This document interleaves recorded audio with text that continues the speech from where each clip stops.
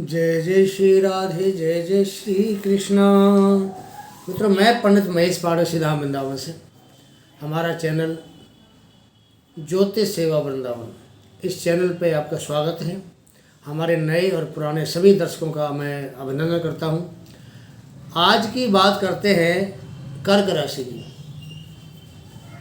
कर्क राशि वालों का मार्च, अप्रैल और मई, ये 3 महीने का जो समय है वो कैसा रहेगा। पहले आपको ग्रहों की स्थिति बताते हैं कि 3 महीनों के दौरान ग्रहों की स्थिति क्या होगी। देखिए, पहले बात करेंगे मार्च के महीने की। मार्च में कर्क राशि से बृहस्पति आपके 10वें भाव में है, राहु आपका 9वें भाव में है, भाग्य में बैठा है, शनि आपके 8वें भाव में है, मंगल की स्थिति आपकी 7वें भाव में है, उच्च के मंगल बैठे हैं, केतु आपके 3रे भाव में बैठे हैं। मेन जो ग्रह हैं वो यही हैं कर्क राशि के लिए। एक तो गुरु बहुत ज़रूरी होते हैं, मंगल बहुत ज़रूरी होता है, और राहु और शनि को भी हम साथ लेके चलते हैं, केतु को भी साथ लेके चलते हैं।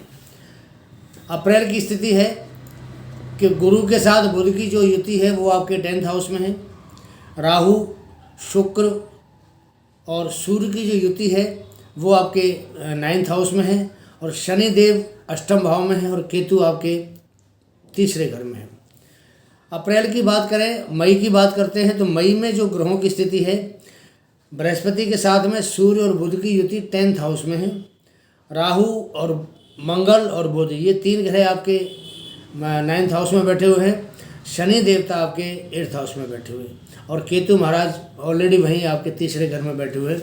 ये ग्रहों की युति है कर्क राशि वालों के लिए। अब बात करते हैं कि कर्क राशि क्या है। देखिए, कर्क राशि चंद्रमा से संबंध रखने वाली राशि, इसके जो स्वामी होते हैं चंद्र देवता होते हैं, और चंद्रमा को हमारे शास्त्रों में कहा गया है कि चंद्रमा मनसो जातशक्यु, कि चंद्रमा हमारे मन का कारक होता है, या चंद्रमा हमारे मन जैसा होता है।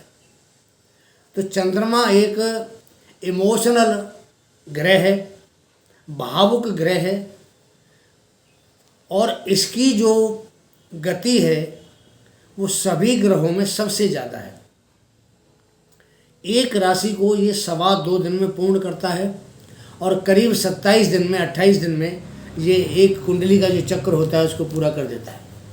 1 महीने से पहले पूरा कर देता है। सबसे ज़्यादा जो गति है वो चंद्र देवता की है। तो चंद्रमा से हम क्या क्या हमारे ऊपर प्रभाव डालता है, पहले प्रभाव की बात करते हैं। देखिए, चंद्रमा हमारी कल्पना शक्ति होती है। कल्पना में हम अभी यहीं बैठे हैं, थोड़ी देर बाद हम अमेरिका भी जा सकते हैं, कल्पना में जापान भी जा सकते हैं, रूस भी जा सकते हैं, कहीं और भी जा सकते हैं।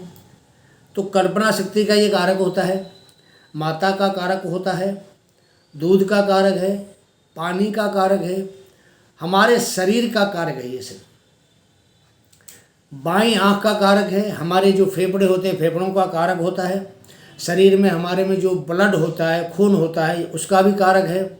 हमारे जीवन का कारक चंद्रमा को माना गया है, क्योंकि हमारे शरीर में जब तक खून दौड़ता है तब तक सांस चलती है, और खून बंद हो जाए तो हमारी सांस भी बंद हो जाती है। फेफड़े हमारे काम नहीं करें तो हमारी जीवन शक्ति खत्म हो जाती है। स्वभाव को देखते हैं चंद्रमा से। चंद्रमा से हम अपने पद को देखते हैं, कि हमारी आयु को देखा जाता है। चंद्रमा से हम भय का विचार करते हैं, चंद्रमा से हम धन का विचार करते हैं, चंद्रमा से हम दौलत का भी विचार करते हैं। रत्न, चांदी, राज, सम्मान, मन, यात्रा, समाचार, छोटे उद्योग, बड़े उद्योग, व्यापार, रानी का विचार चंद्रमा से करते हैं। कि सूर्य को स्थान मिला हुआ है राजा का, और चंद्रमा को स्थान मिला हुआ रानी का। परिवर्तन का विचार चंद्रमा से किया जाता है। हमारे इस गले से लेकर के हृदय तक का जो प्रभाव है वो हम चंद्रमा से देखते हैं कि इसका क्या प्रभाव होता है। अब चंद्रमा से हमें क्या क्या विचारना होता है, ये तो मैंने आपको प्रभाव बताया कि चंद्रमा का प्रभाव कहाँ कहाँ होता है। अब बात करते हैं कि चंद्रमा से हम क्या क्या विचार करते हैं।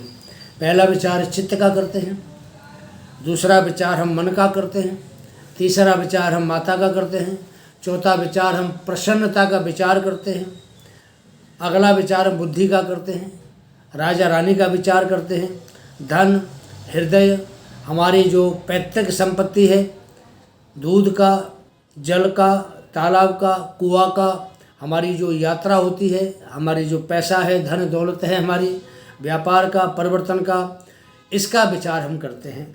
चंद्रमा जहाँ जहाँ प्रभाव अथवा असर करता है उन सब चीज़ों का ही विचार हम चंद्रमा से करते हैं। हमारी कुंडलियों में चंद्रमा चौथे भाव का कारक भी है और कुंडली अनुसार चौथे भाव का स्वामी चाहे कोई भी हो।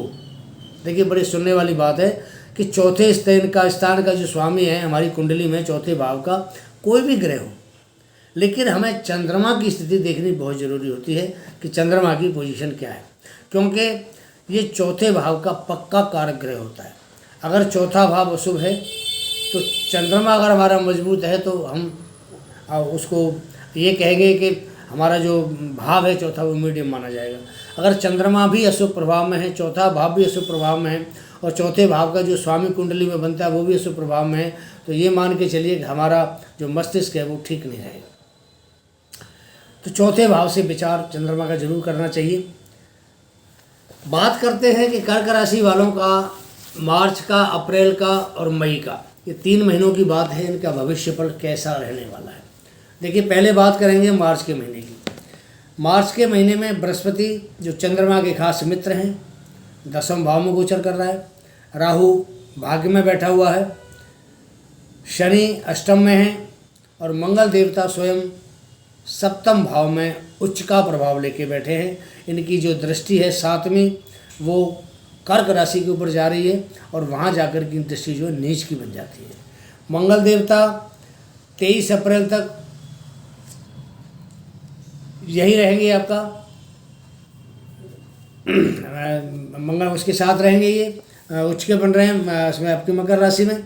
उसके बाद इनका जो गोचर है वो शनि के साथ हो जाएगा कुंभ राशि में और कुंभ राशि से आगे चले जाएंगे मीन राशि के अंदर। तो चंद्रमा की जो ये कुंडली होती है, इस कुंडली में जो मेन ग्रह होते हैं कारक, पहली बात तो इसमें बृहस्पति कारक है, दूसरी बात इसमें मंगल कारक है और तीसरी जो सबसे बड़ी बात है कि इसमें सूर्य भी कारक बनता है चंद्रमा की कुंडली में। क्योंकि सूर्य धनेश है, मंगल इनका राजेश बनता है और पंचमेश बनता है और बृहस्पति भाग्य की स्वामी बनती है, साथ में छठे भाव की स्वामी भी बनती है। देखिए बृहस्पति का 10वें भाव में बैठना मार्च, अप्रैल और मई, ये 3 महीने कैसे रहेंगे बताते हैं। क्योंकि बृहस्पति का जो राशि परिवर्तन है वो 1 मई को होना है, तो मार्च और अप्रैल 2 महीने 10वें भाव में बृहस्पति रहेंगे। तो जो भी कारोबारी व्यक्ति हैं, जो कारोबार करने वाले हैं, नौकरी करने वाले हैं, उनके लिए ये समय मार्च का और 1 अप्रैल का बहुत बढ़िया रहने वाला है। क्योंकि 2 महीने मार्च और अप्रैल बृहस्पति की जो स्थिति है वो 10वें भाव में रहेगी। 10वें भाव में बृहस्पति जहाँ बैठे हुए हैं वहाँ से जो उनकी दृष्टि है, तो इनकी जो पहली दृष्टि है वो जाती है द्वितीय भाव पे, सेकंड हाउस पे, जो 5वीं दृष्टि इसको कहा जाता है। 5वीं दृष्टि जाती है धन भाव पे, तो ये धन की बढ़ोतरी करेंगे आपके लिए मार्च में और अप्रैल में। उसके बाद इनकी जो दूसरी दृष्टि है जाती है आपके चौथे भाव पे, चतुर्थ भाव के स्वामी चंद्रमा वहाँ कारक होते हैं। तो बृहस्पति की वहाँ दृष्टि जाने से ये जो आपको भौतिक सुख है, भौतिक सुखों की प्राप्ति होगी। कहीं आप मकान ले सकते हैं, ज़मीन ले सकते हैं मार्च और अप्रैल के महीने में, ये आपके लिए बहुत बढ़िया है। अगर आप कोई व्यापार करते हैं, कोई व्यापारी हैं, तो 10वें भाव का बृहस्पति आपको बहुत ही बढ़िया परिणाम देने वाला है, क्योंकि ये भाग्य का मालिक भी है। अब बृहस्पति की जहाँ जहाँ दृष्टि जाएगी आप ये मान के चलिए कि वहाँ पर अमृत की धारा बहेगी और उन स्थानों को लाभ होगा। द्वितीय भाव में दृष्टि जाने से परिवार में खुशी का माहौल बनेगा। किसी के साथ में कोई डिस्प्यूट चल रहा होगा तो वो आपका ख़त्म हो जाएगा। धन की वृद्धि होगी। घर में कोई मंगल कार्य भी हो सकते हैं, क्योंकि बृहस्पति बहुत सौम्य ग्रह है। तो घर में किसी के ब्याह शादी, मंगल कार्य, किसी की सगाई, किसी का रिश्ता पक्का होगा या किसी घर में किसी नवजात शिशु का आगमन भी हो सकता है। तो बृहस्पति की दृष्टि द्वितीय भाव पर जाने से दूसरे कुटुंब भाव में कोई न कोई खुशी का माहौल बनेगा। बृहस्पति की दृष्टि चतुर्थ भाव में पड़ने से मार्च और अप्रैल के महीने में आप कोई प्रॉपर्टी खरीद सकते हैं, कहीं पैसा इन्वेस्ट कर सकते हैं, आपको उसमें लाभ होगा। शनि की दृष्टि छठे भाव पर पड़ने से जो नौकरी करने वाले जातक हैं, जॉब करने वाले जातक हैं, उनके लिए पद, प्रमोशन या उनका स्थानांतरण भी हो सकता है, और स्थानांतरण होगा तो उनको उससे लाभ होगा। तो ये बृहस्पति मार्च और अप्रैल में करेंगे। मई में बृहस्पति वृष राशि में पहुंच जाएंगे, 1 मई को वृष राशि में रहेंगे। तो जो मई का महीना है वो लाभ भाव कहलाता है। तो बृहस्पति वृष राशि में जाएंगे तो वो लाभ का भाव है। तो जो जातक कर्क राशि वाले हैं, बृहस्पति का जो कार्य तत्व होता है उससे जातक को लाभ मिले। बृहस्पति का कार्य तत्व है विद्वता, ज्ञान, टीचिंग, पढ़ाई, एजुकेशन, संतान का सुख मिलेगा। आप पढ़ाई में आगे निकल सकते हैं, आपको धन की दिक्कत नहीं होगी क्योंकि वो धन के कारक भी होते हैं, और धन भाव में उसमें बैठेंगे, लाभ भाव में तो धन बढ़ेगा आपका। बृहस्पति बहुत ही अच्छे ग्रह कर्क राशि के लिए माने जाते हैं। तो बृहस्पति का जो प्रभाव है मार्च अप्रैल मई तीनों महीने में बहुत बढ़िया रहेगा। ब्याह शादी में जिनके संबंध पीछे नहीं बन पाए थे, ऐसे लोगों के संबंध भी बनेंगे मई में, क्योंकि मई में दृष्टि सप्तम भाव पर आएगी बृहस्पति की। तो सप्तम भाव पर दृष्टि से पति पत्नी के रिश्ते भी सुधरेंगे, और जो बच्चे शादी योग्य हैं, जिनकी शादी नहीं हुई है, तो यहाँ बृहस्पति उनकी शादी भी कराएंगे। तो बृहस्पति का 3 महीने का आपको मैंने ये एक छोटा सा विश्लेषण किया है। अब बात करते हैं मंगल की। देखिए, मार्च के महीने में मंगल देवता उच्च राशि के बैठे हुए, उच्च राशि में सप्तम भाव में बैठे हैं। जो व्यापार करने वाले लोग हैं, क्योंकि मंगल 10वें भाव का स्वामी है, तो जो व्यापार करने वाले लोग हैं या इनका साझेदारी में कारोबार चलता है, उनके लिए ये समय मंगल का 7वें भाव में बैठना बहुत ही योग कारक माना जाएगा। उनका व्यापार वृद्धि होगी, अच्छी वृद्धि होगी, व्यापार में अच्छा एक मुकाम हासिल कर पाएंगे वो। पीछे अगर मानो सेल में इनकी दिक्कत है, सेल बढ़ेगी, सेल के साथ इनका प्रॉफिट भी बढ़ेगा, और इनका जो कारोबार है बहुत बढ़िया चलने वाला है जब तक मंगल देवता उच्च के 7वें भाव में रहेंगे। उसके बाद मंगल शनि के साथ इनकी युति हो जाएगी मंगल की, और जब शनि के साथ आएंगे ये, तो शनि के साथ बैठने से 8वें भाव में थोड़ा सा कहीं न कहीं प्रभाव खराब डालेंगे। हालांकि मंगल योग कारक ग्रह हैं, लेकिन शनि के साथ बैठने से 2 पाप ग्रह 8वें में इकट्ठे होते हैं, तो कहीं न कहीं आपको अचानक लाभ देने की कोशिश करते हैं। तो यहाँ मंगल भी आपको अप्रत्याशित लाभ देंगे, आपके व्यापार में देंगे, आपके करियर में उछाल आएगा, क्योंकि शनि स्वयं करियर के स्वामी होते हैं, और शनि की स्वयं की दृष्टि भी 10वें भाव पे जा रही है। तो इसका मतलब ये है कि मंगल और जो शनि 8वें भाव में आएंगे, तो कहीं न कहीं इनके व्यापार में, रोजगार में, करियर में कोई न कोई इनको ग्रोथ अवश्य मिलने वाली है, बढ़िया रहेगी। मंगल की जो युति है 23 अप्रैल को मंगल मीन राशि यानी भाग्य में चले जाएंगे। मंगल कर्क राशि के लिए बहुत ज़्यादा योग कारक ग्रह हैं, पंचमेश और 10वें बनते हैं, केंद्र त्रिकोण के स्वामी बनते हैं, और ये अगर केंद्र में स्वामी बनते हैं और ये त्रिकोण में अगर 9वें भाव में जाके बैठते हैं, तो यहाँ परिणाम अच्छा देंगे। हालांकि 9वें भाव में मंगल को अच्छा नहीं माना जाता है, लेकिन कर्क राशि के लिए अगर ये 9वें भाव में बैठते हैं, बहुत ही बढ़िया परिणाम इनके लिए आने वाला है। हालांकि यहाँ राहु बैठे हुए हैं। अब राहु का जो प्रभाव है सिर्फ मंगल से ही दबता है, राहु किसी से नहीं दबता, मंगल से या बृहस्पति से, 2 ग्रहों से राहु दबता है। और राहु यहाँ जो प्रभाव है, जो नेगेटिव देने की कोशिश करेगा, तो मंगल के प्रभाव से वो नेगेटिव प्रभाव नहीं देना पाएगा। जो भाग्य है वो कर्क राशि वालों का अच्छा रहेगा। शनि की ढैया चल रही है, यह बात करते शनि महाराज की, शनि की चल रही है ढैया कर्क राशि के ऊपर, लेकिन शनि जो देवता है वो 11 फरवरी को अस्त हो गए, और 11 फरवरी से लेकर के 16 मार्च तक अस्त रहे। तो 16 मार्च तक तो शनि का कोई प्रभाव कर्क राशि पर होगा ही नहीं। 16 मार्च के बाद में जैसे उदय होंगे, तो शनि का प्रभाव शनै शरय होता है, बहुत धीरे धीरे होता है। तो ये जो शनि का प्रभाव दिखाई देगा कर्क राशि वालों को, तो थोड़ा धीरे धीरे करके दिखाई देगा। एक साथ शनि कभी भी कोई किसी प्रकार का भी कोई भी परेशानी या दुख नहीं देते हैं, वो धीरे धीरे करके देते हैं। तो कर्क राशि वालों के ऊपर शनि का प्रभाव बढ़िया नहीं माना जाएगा। हालांकि शनि 8वें में बैठना कोई रिसर्च के लिए, आध्यात्मिक ज्ञान के लिए, किसी अप्रत्याशित लाभ के लिए, एक जो पारिवारिक जो पैतृक संपत्ति होती है उसके लिए बढ़िया है, लेकिन यहाँ बैठ के ये शारीरिक परेशानी कर्क राशि वालों के लिए अवश्य देंगे। सप्तम भाव के स्वामी भी शनि बनते हैं, तो कहीं ना कहीं पति पत्नी में जैसे उदय होंगे 16 मार्च के बाद थोड़ा सा मन मुटाव या थोड़ी सी कहीं ना कहीं आपस में एक डिस्प्यूट जरूर देने की यहाँ कोशिश शनि महाराज की होगी। तो शनि का प्रभाव बढ़िया कर्क राशि वालों के लिए नहीं है। सूर्य की बात करते हैं। सूर्य जो सूर्य महाराज है ये 13 अप्रैल को ये मेष राशि में जाएंगे।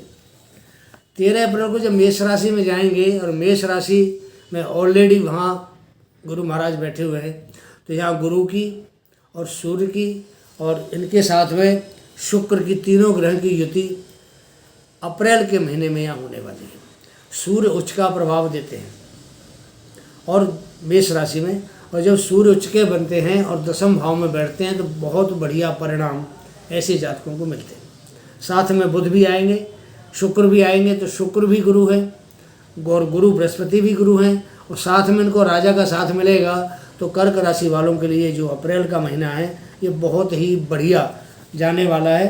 और 13 अप्रैल से लेकर के 14 मई तक का ये समय है, ये इनका इतना बढ़िया समय है। इस समय में अगर इनका कोई सरकारी काम कहीं भी अटका हुआ है, इनका काम पूरा होगा। इनको किसी प्रकार के सरकारी नौकरी में जो लोग अप्लाई करते हैं, जो बच्चे अप्लाई करते हैं, तो ये जो समय है बृहस्पति सूर्य और शुक्र की युति का दसम भाव में अप्रैल के महीने में 13 अप्रैल से लेकर के 14 मई तक, ये समय बहुत ही अच्छा है। इस महीने के दौरान अगर आप सरकारी नौकरी के लिए अप्लाई करते हैं तो आपको उसमें मैं 100% तो नहीं कह सकता, लेकिन फिर भी 60 से 70% आपको उसमें चांस है कि आप उसको कामयाबी मिलेगी आपको उसके अंदर। सूर्य भी बहुत बढ़िया ग्रह हैं कि धन भाव के स्वामी हैं। जब दसम भाव में गोचर करेंगे तो धन की वृद्धि करेंगे। आपको कहीं आप गवर्नमेंट जॉब करते हैं तो आपको सरकारी नौकरी में आपको कोई ना कोई पदोन्नति दिलाएंगे, कोई इंक्रीमेंट मिलेगा आपको। तो ये सूर्य की जो युति है बहुत बढ़िया बृहस्पति के साथ रहने वाली है और ये 14 मई तक रहेगी। हालांकि बृहस्पति यहाँ से 30 अप्रैल को ही चले जाएंगे वृष राशि में, लेकिन 30 अप्रैल तक तो बहुत बढ़िया रहने वाली है। यहाँ शुक्र भी, गुरु भी और सूर्य भी, तीनों का जो प्रभाव है बहुत बढ़िया दसम भाव में रहेगा। तो कुल मिलाकर के अगर हम देखते हैं तो ये जो गोचर है मार्च का, अप्रैल का, मई का, तो कर्क राशि वालों के लिए कोई ज़्यादा परेशानी वाला, दिक्कत वाला कहीं भी नहीं है। शनि से थोड़ा सावधान रहना पड़ेगा क्योंकि शनि अष्टम गोचर कर रहा है, ढैया चल रही है, तो ये थोड़ा स्वास्थ्य संबंधी परेशानी दे सकता है। क्योंकि कर्क राशि एक जल तत्व राशि है और शनि महाराज बहुत ही ठंडा, बर्फ़ जैसा ठंडा ग्रह है। तो जब शनि का एक नेगेटिव प्रभाव पानी में जाता है, जल के ऊपर पड़ेगा, तो नेचुरली बात है कोई सर्दी, जुकाम, खांसी, कोई चेस्ट में, क्योंकि चौथा भाव जो हमारी चेस्ट को शो करता है, छाती को, तो आपको कोई इन्फेक्शन चेस्ट में हो सकता है, दर्द हो सकता है कोई। और क्योंकि ये चौथा भाव हमारे हृदय का भी होता है, तो यहाँ कहीं आपको थोड़ी हृदय की दिक्कत भी, हार्ट के ऊपर भी कोई दिक्कत आ सकती है।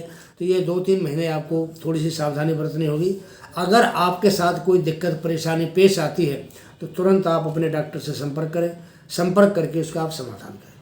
कोई भी अगर जरा सी भी आपको परेशानी महसूस हो तो उसको बिल्कुल भी आप इग्नोर ना करें। इग्नोर करेंगे तो आपको दिक्कत खड़ी हो जाएगी।